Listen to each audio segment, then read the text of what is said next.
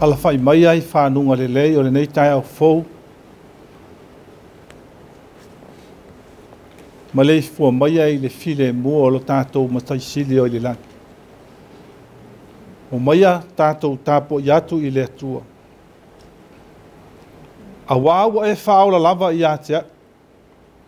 Wa e whaola lava i atea i mātou. I le ita mai i atea i mātou.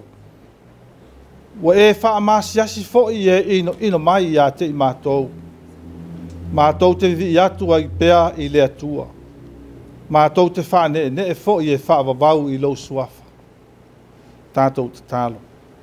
Anganga pa i aia fio maia. Tau toa lua i lo mātou vai ma lo mātou whatau waa. Mātou avato le tāpua inga i lau fio i le nei tae au. Mātou te sula ai lo wanga le lei lo watunu. Mātou te talo lava i a mana lo finangalo i lo mātou wolo. Ni o mātou whai ai mea uma e vi i ai lo suafa. Whaavavau lava. Amen. O lea whaitawina ni se upu mai le fionga pa ia le atua. O le whiau o le neiva i aso, o le mana o pese. O le mana o pese. A o le nei aso, ua atofaina, o le whiau e momoli pea mo le au whaitautus pa ia le lalolangi. E maisa o le au kerisiano, manu maa lo ma whaafitai. Manu maa lo ma whaafitai.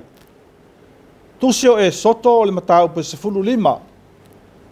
A o le whaiupu mua e o se fulu ma le malu. A o le au whaitau ina nisio fuai upu. Whaafafonga maia i le afionga pa ia le atua. O na pe pese ai leo mose ma le whanaunga Israelu i le nei pese i le ali. Walato whaiane. O loo whaapea o te pese i le ali. A wawa matua manu malo o ia. O le sol whanua a toa ma le na te ai. Ua ia la foina i le sami. O le alii o loo malosi ia ma lau pese. Ua whaifoi o ia mo wola tanga. O loo watua le nei o te whaane ne e iai. O le atua o loo tamā o te vivi i atu i ate ia. O le alii o le toa lava ia. O le alii o lana suafa lea. O kariota o farao malana i tu taua ua ia la foina i le sami. O na toa sili foi ua ngoto i le sami ula ula. Whaamanu ia mai le tua i le tātou whaitau ma whalongolongo ia na fionga pa ia. Tu maupe ia te ia, le vi inga, nei o lava i le whaavavau. Whaavavau lava. Amene. Whaonga ina le foi upu e lua o le. Tusio e soto o le matau upu e sfuluma le lima e whaima matua o le nei tae au. O le alii, o loo malosi ia, ma lau pese, ua whaifoi o ia mo walotanga. A o le manatu au tu o le nei tae au, ma le nei aso tātou te whaafitai whaatasi ai i le atua. Manu malo ma whaafitai. Manu malo ma whaafitai. Na waai mata o le Israel. Na waai manino masila i mea matautia na whaia e le atua mō na tangata. Na matua ai loa le lei i lana waai, mai a maita wina ai. Le matautia o le atua lea e whaatua matalitonu ai. E lei se mea tase e le i whaia e le atua lea e taita ina Israel. Na whaapea na solo muli, pe na whaia ina ai. A ole maa nai o le tala lea. Ua whaamatala ina e le tusitala. Le silisili ese o lea lofa o lea tua ia Israelu wauna tangata. Na hafua ai o na manu malo. Ai le ai se au penga e tasi na whao ngā e tangata o Israelu. Ina ua tuli loa farao malana au tau. Ai matau tia mea te tele na whaia e lea tua mo Israelu. Ina ua whaasao ina mai le sami ula ula. Na popole ai pe a whape i le oti ua o mai. Ai o le matau tia o wawenga na whaia e lea tua na sila i ai ma wa ai le Israel. na fua ai ona pese i pei o le mata upo o le nei tai au. O le mea mana ia, na pese whaatasi le taitai o Mose ma ona tangata. Na amata mai le taitai, o na pepese whaatasi ma lona nuu e langi le vi inga i le atua, se ia tali foi tau i le alofa sa ili o le atua, ma leona alofa lavea ina. Ua pepese ai Israelu, fai mai ua pepese ai Mose, ma le nuu o Israelu. Pese le taitai, pepese ma ona tangata, na muli muli i le taitai. Ese le manaia. Manaia o tangata walangona i foi le loto. Walangona i le anganga whaafitai le atua e maafuai o na whaamatalaina upo le pese whaapei o na tātou whaitawina. A mata mea le taitai. Ai whaamao popo ai, ye na muli muli ai. Le nuu o Israelu, ina ua lātou i loa le matau tia ma le mea silisili na whaia e le atua mo i lātou. Ua pepese fia fia. Ua pepese oli oli, whaapei o le matua, o le ali, o loo maa losi ia ma lau pese, ua whaifoi o ia mo ua tanga. Le pese a le tangata ua walangona, le anganga fia fia ina ua whaola tia mai le whaafita auli. Ua pese fia fia mai le loto, a ua sa mawhatia le mawhau, pe tua mani a. Aua wane, ua tali whaaliali le atua, le mafuanga e mafuai, o na fia fia le loto, ma vivi i le ali. Tā ua, lo tātunu, ai se mana ia o le nei tae au. O loo whaatali mai le whaife au ma lona whalitua. Se ia o tātou pepese whaatasi i le tāpua inga.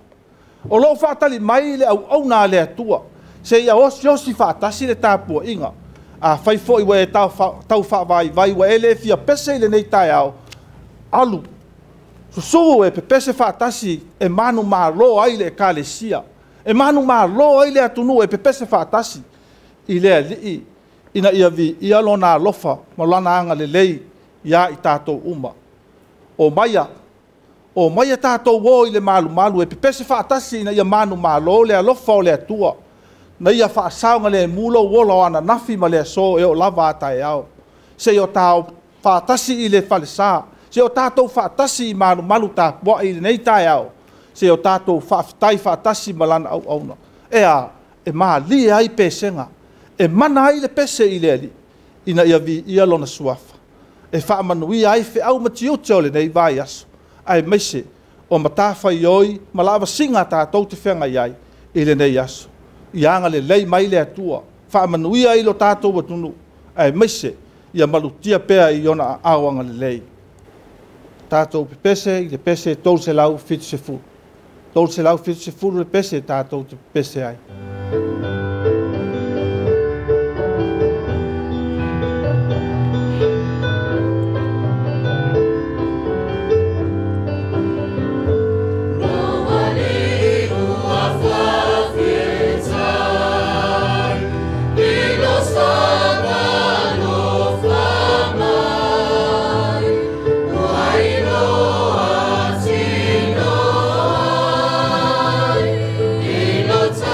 See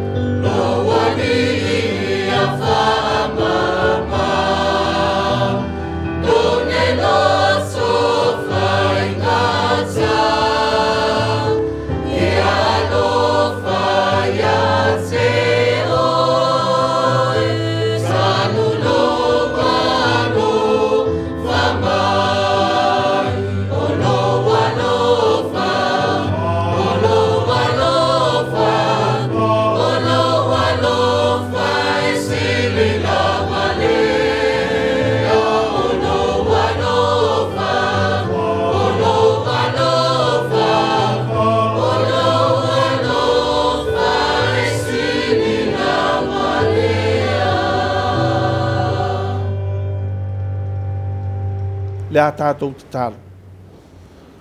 Le li ie, ia whaia pēa lou whina ngalo. Ma ia angali lei pēa i lo mātou watunu. Au le whaaftaia le uma pēa a Samoa, maona tangata. Ina i o mātou langona pēa le li ie e te le tu una i mātou. Whaapea ona pepese, lau au na o mose ma Israel. Whape nā fōi ona pepese whaatasi tai tai o lou watunu uma i mātou uma. Tai tai o e kālesia. Ina ia pese mā lia i lau fio. Ma o mātou o watu le vi inga i lau fio e manu mā lo whaatasi ai i mātou uma. I le nei tae au ma le nei vai aso māso uma e lea unoa. Lea li ie wha mā ngalo o mātou si sema o mātou lea. Ai o mātou langona pēa lou whetalai mai. Ma e malutia le ola o lau whanau ma lou watunu o i le nei aso. Ina ia manuia whi au ma tiu te o onga ma mea uma e whenga iai. Manuia fo ia e whaamuli o mātou a inga ma so se ala. I lou lava file mu. Ala mātou te talo lea. Whaatasi ma mana onga o i mātou uma ina iai pēa lou file mu ma lou manuia. Nei e o lava i le whaavavau lava. Amen.